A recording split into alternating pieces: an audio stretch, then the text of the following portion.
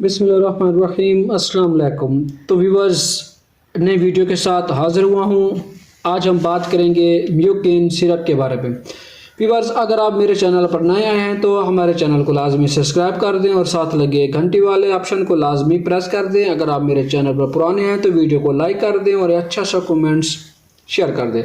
तो viewers, mucin market में tablet और सस्पेंशन की सूरत में दस्तयाब है। तो बात करते हैं ये किन अमराज में इस्तेमाल होता है, इसके फ़ायदे क्या हैं। म्यूकिन सस्पेंशन और गोलियों की सूरत में दस्तयाब है। ये मैदे की सोजिश, खुराक की नाली की सोजिश, मैदे के अल्सर में बहुत ज़्यादा मुफीद होता है।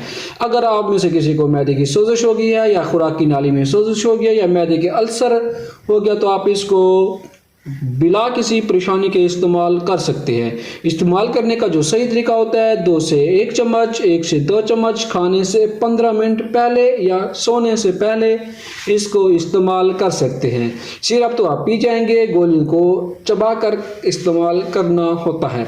तो व्यूअर्स, अगर इसकी प्राइस के बारे में बात करें तो 150 ml ये आपको 106 रुपये का मार्केट से बआसानी मिल जाएगा। उम्मीद करता हूँ ये वीडियो आपको बहुत ज़्यादा पसंद आई होगी। अगर आई है तो हमारे चैनल को लाजमी सब्सक्राइब कर दें।